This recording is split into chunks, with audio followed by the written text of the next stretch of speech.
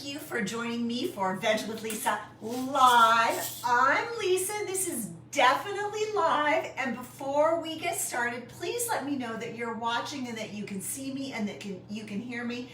Type in the comments, say hi, and let me know you're here. Today on Live, I'm going to show you how to make a delicious pot of split pea soup. Check these out.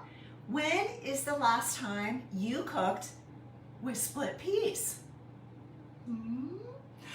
I hope that if you haven't done it in a while, maybe today is the day or maybe even tomorrow. Okay, well, why? Well, first and foremost, as always in my book, because split pea soup is absolutely delicious. And secondly, I'm sure you love your grandmother, but do you really love her split pea soup? Traditional, old style, old-fashioned split pea soup is likely full of ham bones and bacon and butter and chicken stock. Hi, Rob. You might be going, what's wrong with those things? Well, they're not exactly the healthiest, are they? Hi, Heather. Tuning in from the cemetery. I love it, I love it, I love it. So, grandmother's split pea soup. Maybe delicious, but maybe full of a few undesirables. Also, maybe grandma's split pea soup was just brown and mushy and not very tasty. Okay, so those are the first two reasons why we want to make a homemade pot of split pea soup. One, because it's delicious. Two, because it's absolutely healthy and nourishing. It's winter. We want foods that are warm and nourishing and nurturing. And even if it's not exactly our grandmother's recipe, it might still be able to remind us of our grandmother. Thirdly, because making your own food at home, just like your grandma did, is really the easiest way to assure that you're getting healthy food and you know what's in it. Because so many canned soups are loaded with sodium. I looked up one popular brand of canned split pea soup, and it was made with bacon, which was cured with nitrates. And the soup itself also contained sugar, modified cornstarch, and blah, blah, blah, blah, blah, blah, blah, a whole bunch of other things, and a ton of sodium. So let me show you how easy it is to make your own split pea soup. Thank you for joining me. If you're just turning on, please let me know that you're here by saying hi, typing in the comments, Cousin Mildred. Mildred, do you make split pea soup in Wales? Can you believe that Cousin Mildred tunes in all the way from Wales? Okay, I'm super excited. Oh, I almost let the cat out of the bag. I've already started this process. This does take a while. This is a little like the slow food movement, which is awesome in my book. So in my pot, I've already got cooking, kind of the basics, some onion, some garlic, but I added a surprise, a little bit of fresh ginger. Emily is hula hooping in the house. Hi, Emily. Mildred, I'll be really curious after this episode to see how this recipe differs from yours. Okay, so in the pot, olive oil, onion, garlic, and my surprise, a little bit of fresh ginger. All right, I wish you could smell it. It smells really good. So far, nothing fancy. Pretty basic. Your grandmother probably put these things in her split pea soup too. Carrots and celery. No big surprises yet. All right, let's get some heat going on. So I'm just gonna saute this in the soup pot. And here is another one of my secrets. So salt, sea salt. And remember, if we're making our soup at home, even though we add salt, we get most of our excess sodium, not from what we put in our soup pot or our own personal salt shaker, but from the processed foods. So that canned split pea soup that I was talking about earlier. Ellie, where have you been? You have been noticeably absent from Veg with Lisa, but thank you for tuning in today. Okay, so I'm gonna add a little bit of sea salt. This is one of my other secret ingredients in my split pea soup that I don't think your grandmother put in, dried oregano. Yeah, and I love to add my herbs, sort of like I took a page out of Indian cookery.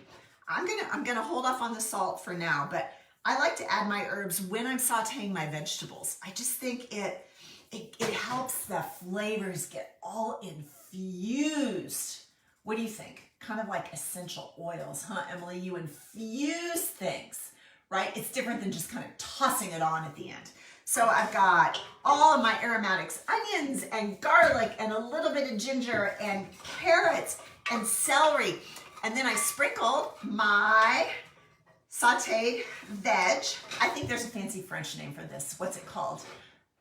Is it mirepoix? No, that's something else. Mise en place. Mise en place? Did I get it right? Who speaks French? Okay, so that's what I've got. I've got all that going in the pot. I got to turn the heat up a little bit. Now, here comes some more good stuff. Potatoes in the pot. And no, potatoes do not make you fat. My recipe, which you can have if you ask me for it, I like to use sweet potatoes. So I use sweet potatoes in my recipe. However, I don't know if you noticed or not, but I had some white potatoes that were gonna start to sprout here any day or so. So I'm throwing them in. Don't worry about it. Don't sweat the small stuff, right? Potatoes don't make you fat. They're good for you. They have a lot of fiber. They have good sources of vitamin C. Okay, while we're speaking of nutrition, why do I want to eat the split pea soup? Check these babies out. Aren't they beautiful? So this is a split pea. It's actually, in case you didn't know, it's actually similar to the green pea, but it's a field pea that's grown specifically to be dried. And there are yellow split peas, which is something different, and then there are green split peas, and this is what they are. Why do we want to eat split pea soup besides the fact that it's delicious and it reminds us of our grandmother? Because it's healthy, duh. Split peas are, okay, let's see, 1/2 cup of cooked split peas, which you'll likely get in one serving in this soup. Yeah, it is a serving of healthy calories. What do healthy calories mean? Healthy calories mean the opposite of empty calories. Empty calories are junk food calories that don't give us any nutrition, but they give us a lot of junk. Healthy calories mean that there's a lot of nutrition in the calories. So, for example, split peas in 1/2 cup serving of cooked, hi Christine, contain, guess what? 8 grams of protein. So this is a whole cup of raw peas. If you cook them, 1/2 cup would be just about what you could fit in your hand. Ask me where I get my protein. Right here in my hand in cooked split peas. 8 grams in one serving with only 1 gram of fat if you're counting fat. I hope you're not counting all fats. I hope you're only counting bad saturated fats. Healthy fats, like the 1 little measly gram in this 1/2 cup of cooked split peas, that kind of fat is really, really good for you. But you know what else is super powerful in these little green babies? Fiber. We talk a lot about protein, but what we're really lacking in our diets is fiber.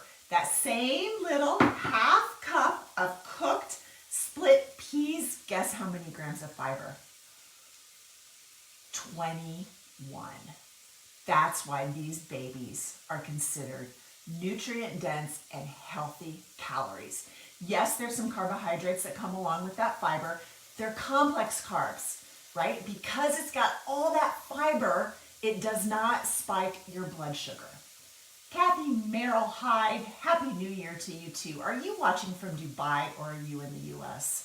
I wonder if you can get these babies in Dubai. Okay, enough yapping on about the nutrient, but it's really important to know what is in your calories and are they healthy calories or are they junk calories? Also, sorry, while I'm on it, vitamin A, vitamin B, potassium, magnesium, these little babies are good for your hula hooping. Okay, in the pot they go. Yep, that's it. Nothing to it. Then, where to go? Here we go. Listen for it, listen for it, listen for it. Patsy Porter, hello. I know you like to make big pots of soup. Do you like split pea soup? Water. You don't need chicken stock. You don't need even veggie stock. Plain old water. That's all you need.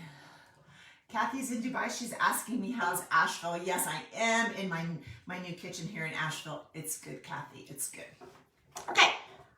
This is going to take a while because those dried peas have to cook and they're dry, so they have to soak up all that moisture. So I made a pot earlier. Look at this. My mom gave me this beautiful red soup pot for Christmas, and I just love it. So voila, voila, voila. Check this out. Oh, wow. Look at those beautiful specks of orange carrots in there. Okay, let me show you what this is going to look like when I serve it up, and I wish I could show you what it's going to taste like because it's absolutely delicious. By the way, Emily, are you still watching? You've had this split pea soup before. What do you think? I'd love to know what your thoughts are as an experienced Veg with Lisa split pea souper. Oh, it's nice and thick. Yeah, it's beautiful. Okay, and then just because I am really into putting sprouts, little baby microgreens on everything these days, Emily says she needs some now. Well, you better send Todd to the store and buy you some green split peas and get to cooking. I like to put those on. Another reason that we want to eat split pea soup is because it's a fantastic source of a whole different variety of plants. Remember, we need to eat a lot of fruit and veg, and we also need to eat a wide variety of plants, 30 to 40 varieties per week. So in this split pea soup, we've got onions, we've got garlic, we've got ginger, we've got carrots, celery. I'm running out of hands. Potatoes. What else? Yeah? Split peas. Duh. That's 7 varieties of plants just in this one dish. So aside from all the other nutritional bang for your buck, there's another fantastic reason to eat this. Okay, we're going to test this out. Oh man, it's really good. This ain't your grandmother's split pea soup. Make it for your grandmother and let me know how she likes it. Thank you for watching Veg with Lisa live. Type in the comments and let me know what you think, and I'll see you next week.